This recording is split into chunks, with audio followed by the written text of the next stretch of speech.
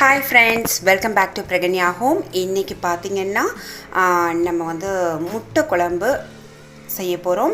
முட்டை குழம்புனா ஜஸ்ட் பாத்தீங்கன்னா ஒரு சிலர் வந்து முட்டையை வந்து பாயில் பண்ணி அப்படியே கீறி விட்டு போடுவாங்க. பட் இன்னைக்கு வந்து பாத்தீங்கன்னா அப்படி செய்ய போறது கிடையாதுங்க.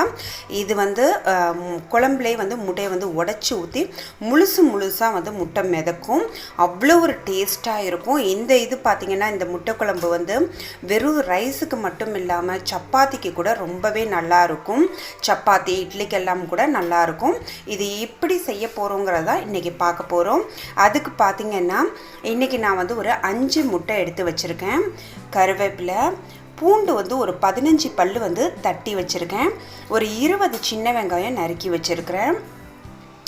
இது பாத்தீங்கன்னா தேங்காய் வந்து ஒரு அரை முடி, சின்னதாக இருந்ததுன்னா அரை முடி, அதாவது உங்கள் ஃபேமிலிக்கு தகுந்தாப்புல எடுத்துக்கிங்க.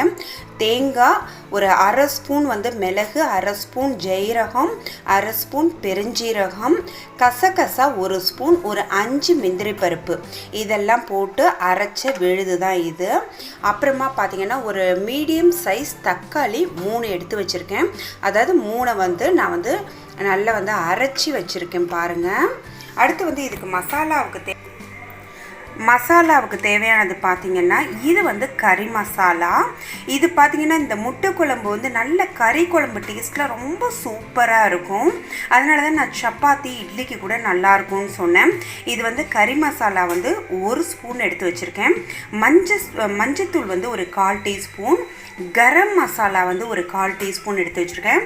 இது வந்து ஒரு 2 ஸ்பூன் அளவுக்கு வந்து காஷ்மீர் சில்லி பவுட்ரு, தேவையான அளவு வந்து உப்பு எடுத்து வச்சுருக்கேன்.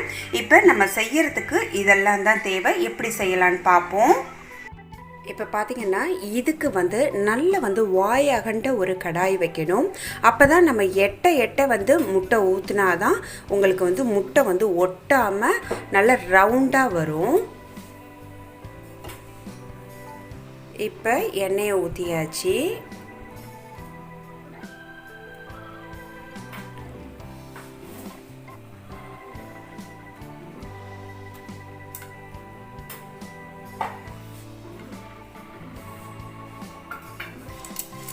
இதுக்கு தாளிப்புன்னு நம்ம வந்து எதுவும் தனியாக நம்ம வந்து பட்டை கிராம்பெல்லாம் சேர்க்க தேவை கிடையாது. ஏன்னா நம்ம வந்து கரம் மசாலாலாம் சேர்த்துருக்கிறதுனால ஃபஸ்ட்டு வந்து இந்த வெங்காயம், கொஞ்சம் கருவேப்பிலை, இதை மட்டும் நல்லா வதக்கினா போதும். இப்போ நம்ம தட்டி வச்சிருக்கிற பூண்டையும் வதக்கிடணும்.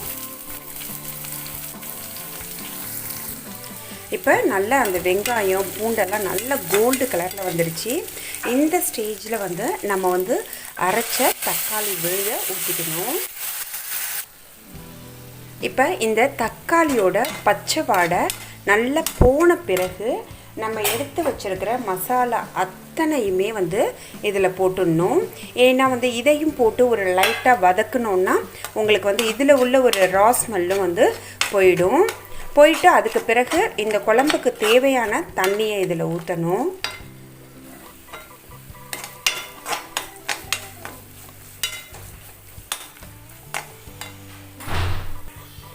இப்போ பார்த்தீங்கன்னா இது வந்து அரிசி களைஞ்ச தண்ணி. எப்போதுமே வந்து எல்லா குழம்புக்குமே வந்து இந்த அரிசி களைஞ்ச தண்ணி ஊற்றினோன்னா டேஸ்ட்டு ரொம்பவே நல்லாயிருக்கும். இதுக்கு தேவையான உப்பு. நெக்ஸ்ட் வந்து தேங்காய், மிளகு, ஜீரகம், கசகசா, முந்திரி பருப்பு, இதெல்லாம் அரைச்ச விழுது. இப்போ இது வந்து உங்களுக்கு தண்ணியாக இருந்தால் தான் வந்து கொஞ்சம் உங்களுக்கு நல்லாயிருக்கும். ரொம்ப திக்காக இருந்ததுன்னா நம்ம உடச்சி ஊற்றுற முட்டை அந்த குழம்பு எல்லாம் சேர்ந்துக்கிட்டு ஒரு மாதிரி கிரேவி மாதிரி ஆகிடும். ஸோ இதில் வந்து இன்னும் கொஞ்சம் தண்ணி ஊற்றிக்கலாம்.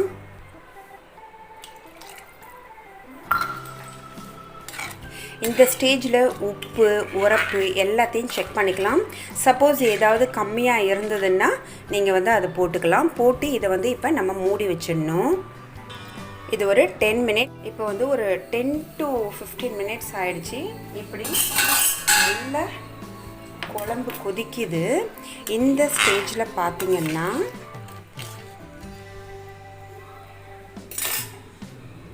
நம்ம முட்டையை வந்து, அதாவது கேஸை வந்து கண்டிப்பாக சிம்மில் வச்சுக்கிங்க. இப்போ வந்து முட்டையை உடைச்சி எங்கே நம்ம ஊற்றணுமோ அங்கே ஊற்றணும். சென்ட்ரு ஒரே இடத்துல ஒன்று மேலே ஒன்று ஊற்றிடாதீங்க, அப்புறமா வந்து எல்லாமே வந்து கொலாப்ஸ் ஆகிடும். இப்போ சென்டரில் ஊற்றுனேன், இப்போ சைடில் ஊற்றுறேன்.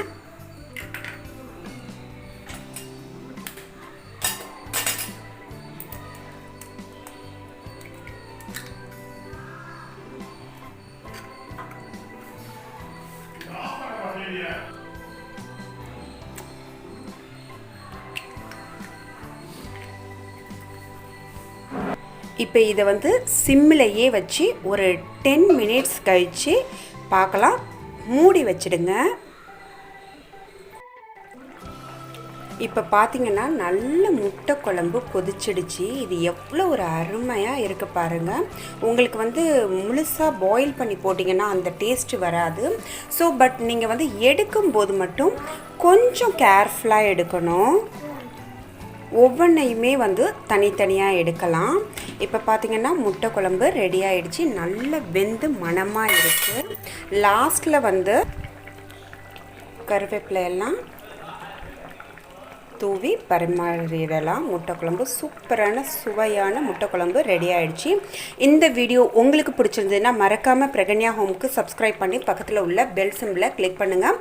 அப்போ தான் என்னுடைய ரெகுலர் அப்டேட்ஸ் உங்களுக்கு ரீச் ஆகும். இன்னொரு யூஸ்ஃபுல் வீடியோவில் மீட் பண்ணலாம். தேங்க்ஸ் ஃபார் வாட்சிங் ஃப்ரெண்ட்ஸ். பாய்.